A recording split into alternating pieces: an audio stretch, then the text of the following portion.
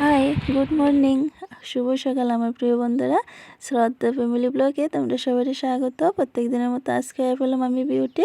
তো দেখতে থাকো আর লাইক শেয়ার কমেন্ট সাবস্ক্রাইব করে অবশ্যই পাশে থাকো। তো তোমরা তো প্রত্যেক দিন একটুই চাওয়া তোমার কাছে যে একটু লাইক শেয়ার কমেন্ট সাবস্ক্রাইব করে পাশে থাকার।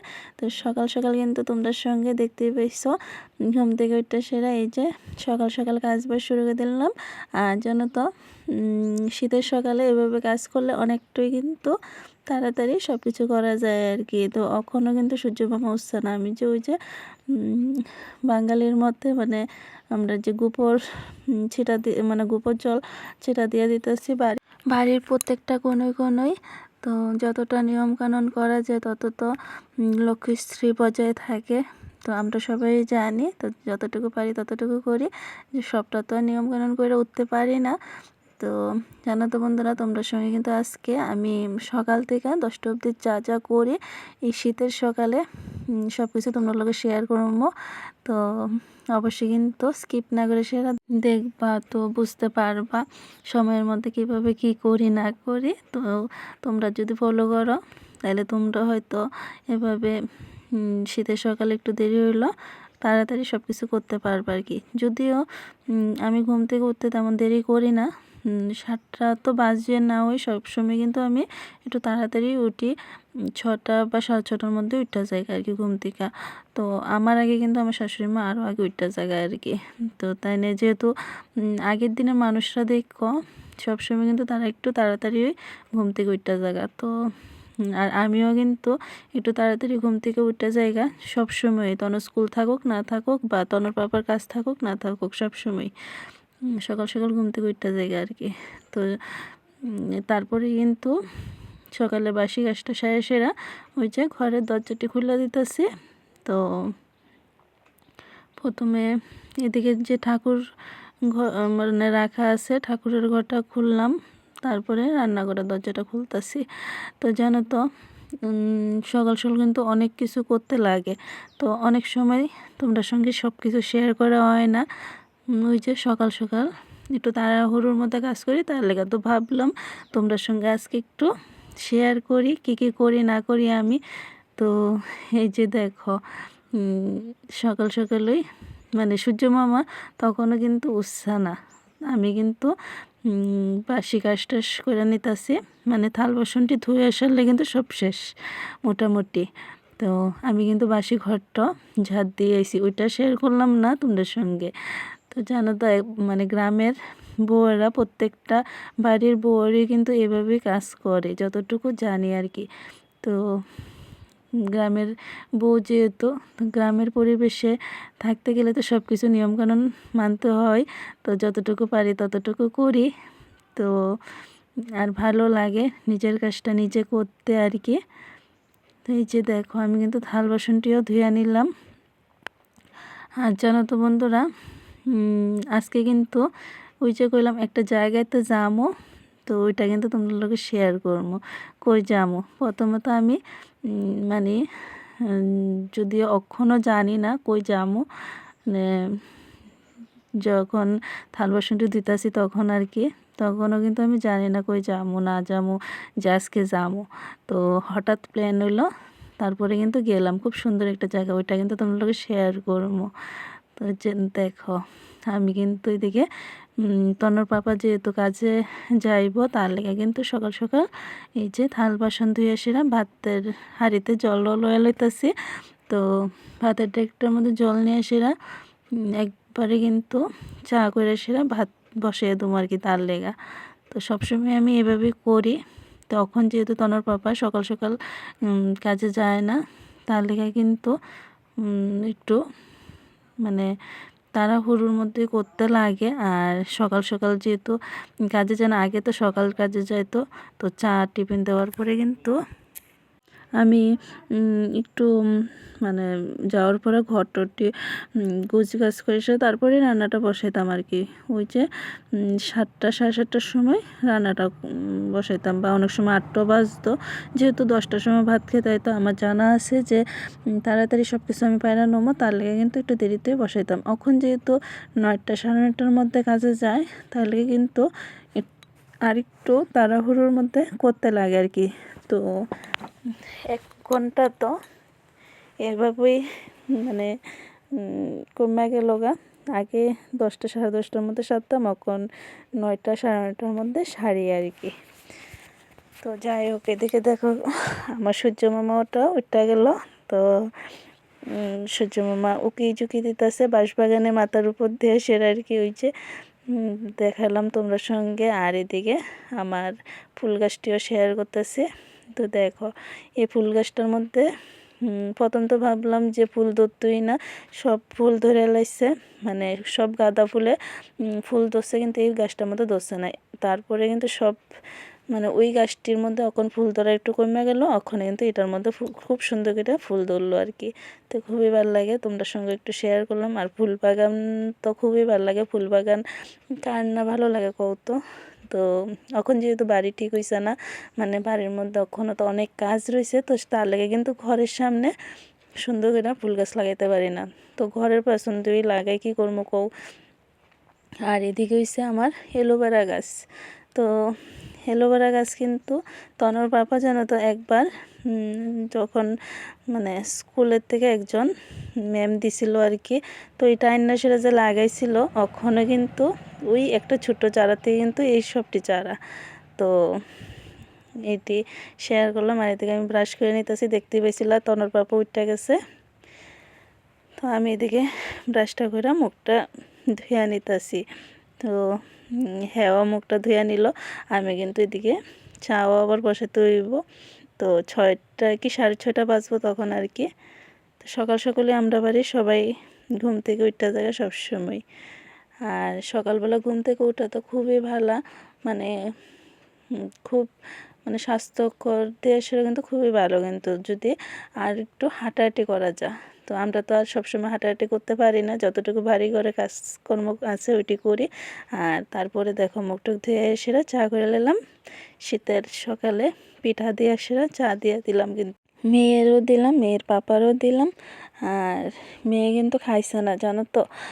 কইলাম একটু দেখাইতেছি তোমাদের সঙ্গে, দাঁড়াও। মানে ধূপ মানে দেখা দেওয়ার লেগে আর কি। তনথা আমি তো বাড়িতে নাই, তার লেগে কইলাম যে একটু ধূপটা দেখাইয়া দে, তারপরে টিফিনটা খাইস। তো ধূপ দেখাই দিছে সকালবেলা।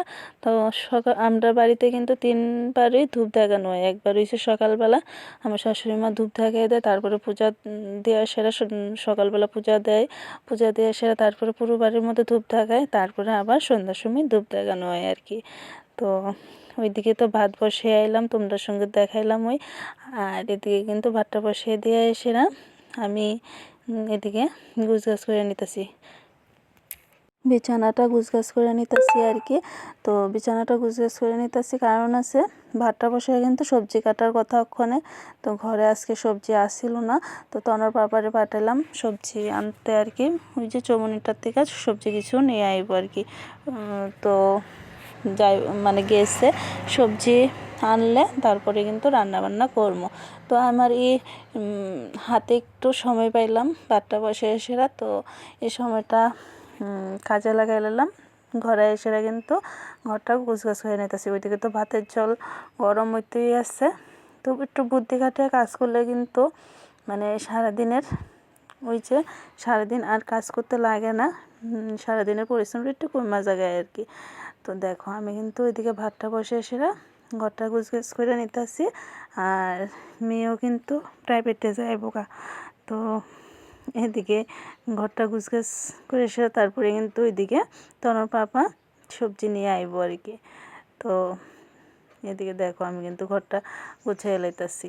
তো মানে যতটুকু পারি আর কি, ছোটো ঘর আর মানুষ মানুষ থেকে আর কি আমরা ঘরের সদস্যর থেকে জামা কাপড় বেশি, তো কী করবো এটুকু ঘরের মধ্যে কিন্তু এটি গুছগাছ করে রাখতে লাগে। তো গুছিয়ে নিতেছি। আর এটি কিন্তু ওই যে কীর্তনে গেলাম আগের দিন, তো কীর্তনের পরের দিন যেহেতু এই ব্লগটা করলাম আর কি, তো রাতের বেলা তো গেলাম, এটি গুছগাছ করে নিতেছি যে পড়ে গেছি, তো এটি গুছগাছ করে সে রেখে দিতেছি আর কি। ওইদিকে কিন্তু ভাতের জল গরম হইতেছে, ওইটাও কিন্তু মাথার মধ্যে আছে যে ভাতের জল বসে এলাম। আর এই কাপড়টা জানো তো বন্ধুরা, প্রায় 3 বছর হয়ে গেছে কিনলাম। একটা পাঞ্জাবি, আর তনর পাপালে একটা পাঞ্জাবি, আর হলো আমি এই শাড়িটা ম্যাচিং করে কিনছিলাম আর কি। এই শাড়িটা খুব মানে চয়েস হয়েছিল তখন। এই শাড়িটা অনেকবার পরছি আমি, যতবার পরি ততবারই কিন্তু আমার ভালো লাগে।